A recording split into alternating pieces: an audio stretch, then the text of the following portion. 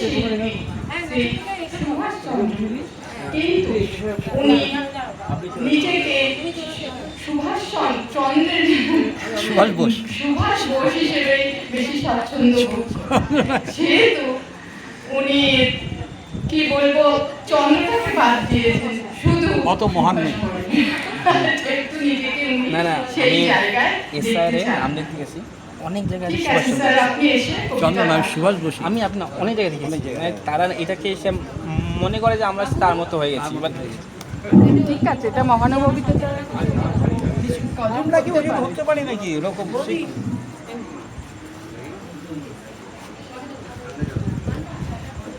Hello, আমি আবৃত্তিকার নই, আমি একটু দু চার লাইন কবিতা পাঠ করে শোনাচ্ছি। তার আগে একটু প্রাসঙ্গিক বলে দিই। সেটা হচ্ছে রবীন্দ্রনাথ যখন জন্মগ্রহণ করেন ঠিক সেই সময় এবং তার পরবর্তীকালেও নারীদের বাইরে এত আনাগোনা বা এত বাইরে বহিঃপ্রকাশ ছিল না।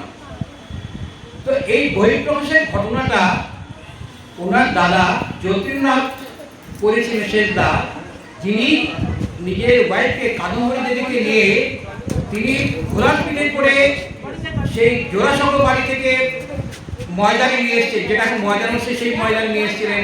সেখানে তিনি দেখিয়েছিলেন যে নারীরাও বাইরে আসতে পারে। প্রথম তিনি সেই কাজটা করেন এবং সেইটা রবীন্দ্রনাথ ঠাকুরকে খুব অনুপ্রাণিত করেছে। তো রবীন্দ্রনাথ ঠাকুর সেই সময় একটা বিখ্যাত কবিতা লিখেন, সেটা বড়দের জন্য, ছোটদের জন্য নয়। আমার খুব প্রিয় কবিতা, কিন্তু আমি দু চারটে লাইন সেখান থেকে অংশ তুলে তুলে বলছি। টোটাল বড় কবিতা অত বলার সময় নেই এবং পড়তেও পারবো না, ঠিক আছে? আমি সেই দু একটা বলছি। তার জন্য কবিতার নাম গান্ধারী আবেদন। এখন তার আগে একটা কথা আছে, ছেলেরা যদি দুষ্টু হয়, বাবার কাছে ছেলেরা খুব প্রিয়। যে কোনো পিতার কাছে তার ছেলে অত্যন্ত মায়ের থেকেও, মানে মা যদি শাসন করে বাবা শাসন করতে পারে না। তো আমাদের ধৃতরাষ্ট্রের ঘটনা ঠিক তাই ঘটেছিল। দুর্যোধন অত অন্যায় করছে, অত কিছু করছে, বাবা কিন্তু অন্ধ, সে ছেলেকে শাসন, মা কিন্তু শাসন করে যাচ্ছে যে ঠিক নয়, যে ত্যাগ করো। এই যে ঘটনাটা প্লাস কি হচ্ছে যে গান্ধারী এই প্রথম মহাভারতে গান্ধারী আসছে না সামনে পুরুষদের কাছে, এইখানে গান্ধারী এই পুরুষদের কাছে সামনে চলে এসছে এবং ছেলে যে বিরুদ্ধালোচন সেই ছেলের বিরুদ্ধে বলছেন উনি যে ছেলেকে এইভাবে একটু শাসন করো। সেইটাই যে একটা লাইন বলছি। দুর্যোধন তো তাড়িয়ে দিয়েছে মহাভারতের কৌরব পাণ্ডব পক্ষে সকলকে। এবারে ও খুব মনে আনন্দ, বাবার ছিলেন বসে বাবাকে সে বলছে। আচ্ছা, তার আগে দুজন যে প্রণবীর চরণে তাত ধৃতরাষ্ট্র বলছে, ওরে দুরাশয় অবিষ্ট হয়েছে সিদ্ধ। দুর্যোধন বলছে লোভিয়াছি জয়। ধৃতরাষ্ট্র এখন হয়েছে সুখী। দুর্যোধন বলছে হয়েছি বিজয়ী। ধৃতরাষ্ট্র বলছেন অখণ্ড রাজত্ব যিনি সুক্তর কই রে দুর্মতি। তখন দুর্যোধন দারুণ সাংঘাতিক কতগুলো কথা বললেন যেটা ভাবা যায় না। সে কথাগুলো কি? সুখ চাহি নাই মহারাজ, জয় জয় চেয়েছিল, জয়ী আমি আজ। ক্ষুদ্র সুখে ভরে না ক্ষুদ্রের ক্ষুধা। অর্থাৎ সুখ জিনিসটা খুব সামান্য, জয় জিনিসটা বিরাট ব্যাপার। এই সুখ আমি করতে চাই না, আমি জয় হয়েছে, জয়ী আজকে আমি হয়েছি। ক্ষুদ্র সুখে ভরে না ক্ষুদ্রের ক্ষুধা গুরুপতি। দীপ্ত জ্বালা অগ্নি ঢালা সুধা জয় রস ঈর্ষা সিন্ধু মন্থন সন্দন জাত। সহ্য করিয়াছে পান সুখী নই তাপ। অদ্যানি জয়ী পিত সুখে ছিল যবে একত্রে ছিল, মানে আমরা তখন সুখে ছিল যখন সকলে একত্রে ছিল, কিছুই ছিল না আমার সুখ, সকলে জয়ী আমি একা। তাই বলছেন সুখী নাহি তাপ অদ্যানি জয়ী পিত সুখে ছিল যবে একত্রে আছিল বদ্ধ পাণ্ডবে কৌরবে। কলঙ্ক যেমন থাকে শশাঙ্কের বুকে, কর্মহীন গর্বহীন দীপ্তির সুখে সুখে ছিল পাণ্ডবের গান্ডীর টঙ্কারে। শঙ্কাকুল শত্রুদল আসিত না দ্বারে, সুখে ছিল পাণ্ডবেরা জয়যুক্ত করে।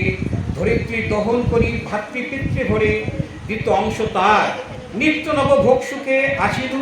নিশ্চিন্ত চিত্ত আনন্দ কৌতকে সুখে ছিল পাণ্ডবের জয়ধ্বনি যাবে খানিত কৌরব কর্ণ প্রতিধ্বনি রবে। পাণ্ডবের যশবিম্ব প্রতিবিম্ব আসি, উজ্জ্বল অঙ্গুলি দেয়া দিত পরকাশি। মলিন কৌরব পক্ষ সুখে ছিল পিতা, আপনার স্বদেশ করিনি বাপিত।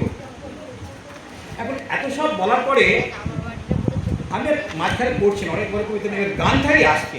গান্ধারী সব শুনেছি ভেতর থেকে শুনে গান্ধারী যখন আসছে তখন গান্ধারী বলছেন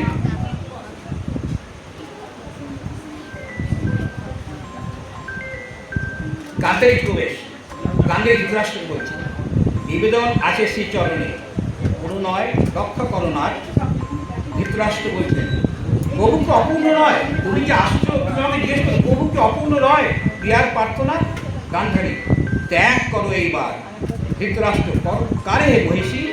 গান্ধারী বলছেন, পাপের সংঘর্ষে যার পড়িয়াছে ভীষণ সাল ধর্মের কি পারে সেই মূঢ়ে ক্লেশ অর্জুন আছে কোনখানে, শুধু কহ তার নাম। গান্ধারী তখন পুত্র দুর্যোধন। এটা সাংঘাতিক, বজ্রপাতের মতন ঘটনা ঘটল। নিজের ছেলের সম্পর্কে বলবে গান্ধারী, জ্যেষ্ঠ পুত্র শাস্ত্র ধৃতরাষ্ট্র ভাবতে পারেনি, বলছে কে সেই জন, আছে কোনখানে? তখন গান্ধারীর পুত্র দুর্যোধন। ধৃতরাষ্ট্র বলছে, তারে করিব ত্যাগ। গান্ধারী, এই আমার নিবেদন তব পদে। ধৃতরাষ্ট্র, দারুণ প্রার্থনায় গান্ধারী রাজমাতা। গান্ধারী বলছে, এ প্রার্থনা শুধু কি আমারই হে কৌরবপতি? কুরু কুলপতি পিতামহ স্বর্গ হতে প্রার্থনা করে অহরহ নরনাথ, ত্যাগ করো ত্যাগ করো ত্যাগ করো তারে, কৌরব কল্যাণ লক্ষ্মী যার অগ্রচারী, মস্তিষ্ক প্রত্যেকে বিদায়ের ক্ষণে রাত্রি দিন। তো এই জায়গায় গান্ধারী এসে করলেন কি, যে একটা সাংঘাতিক রেগুলেশন তৈরি করলেন। একটা যে চিরাচরিত প্রথা ছিল, বাইরে বেরিয়ে আসতে পারছেন নারীরা, সেইখানে বেরিয়ে এসে হাজবেন্ড তার স্বামীর কাছে দাঁড়িয়ে নিজের পুত্রকে ধিক্কার করছেন, তাকে ত্যাগ করে বলছেন, সাংঘাতিক একটা ব্যাপার। এবং সেই যুগে এটা খুব আলোড়িত হয়েছিল। ব্যাস এইটুকুই আপনি করলেন। কবিতার অনেক বড়, আর বেশি কিছু বলা নেই আমার, ঠিক আছে।